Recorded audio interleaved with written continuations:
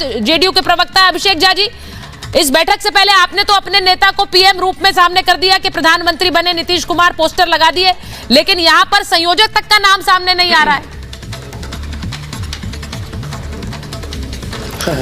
सुचारिता जी, पहले तो मैं ये करेक्ट कर दूं कि पार्टी की तरफ से आधिकारिक रूप से कोई पोस्टर नहीं लगाया गया है। पटना के जिस पोस्टर की चर्चा हो रही है, हाँ, कि कोई बहुत अस्वाभाविक सी बात नहीं है। हर नेता के अपने फॉलोअर्स होते हैं और हर लोग पसंद करते हैं अपने नेता को। तो वैसी परिस्थिति में लोग अपने नेता के लिए बहुत सारी बातें कहते हैं, लेकिन पार्टी की आधिकारिक लाइन जो है वो नीतीश कुमार जी ने भी स्पष्ट की है कि कोई व्यक्तिगत महत्वाकांक्षा नहीं। हम लोगों ने कई बार कहा है कि नीतीश कुमार जी इस इंडिया अलायंस के सूत्रधार हैं, उम्मीदवार नहीं है। और जहां तक संयोजक के मसले पर फैसला है, आने वाले समय में क्या स्ट्रैटेजी होगी, ये सब कुछ आप लोगों के माध्यम से ही देश की जनता के सामने जाएगा।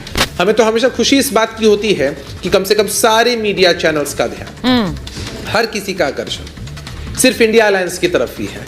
कभी एनडीए की तो कोई चर्चा ही नहीं होती। वो तो गलती से इंडिया अलायंस का फॉर्मेशन हुआ, डर के मारे भाजपा के लोगों ने 37 पता नहीं कहाँ से दर उठा करके एक मीटिंग कर ली, दिखाने की कोशिश की कि संख्या के हिसाब से हम भारी हैं, हम बड़े हैं। खैर, जो कुछ मसला हो, एनडीए के अंदर जो घटक दल है उनको कितना सम्मान होता है, कितना साथ होता है, कब कब पीठ में खंजर भोंका जाता है, ये सब कुछ सबके सामने ही। बहरहाल, इंडिया अलायंस की जो बैठक है, चूंकि 5 राज्यों में चुनाव हो रहे थे, हम लोगों ने भी इस बात को कहा था कि विलंब हो रहा है, नाउ इट्स हाई टाइम। और अभी भी समय है, पर्याप्त समय है कि अगर स्ट्रैटेजिकली सारी चीज़ें आगे बढ़ेंगी तो निश्चित रूप से विजय इंडिया अलायंस की ही होगी। तो समन्वय, विभिन्न राज्यों में सीटों को लेकर के समन्वय, किस तरह से चुनाव लड़ा जाएगा, इसके लिए कोऑर्डिनेशन कमेटी है, ये सारी चीज़ें चल ही रही। लेकिन इससे बेचैनी अगर कहीं किसी कुनबे में बढ़ी हुई है तो वो भारतीय जनता पार्टी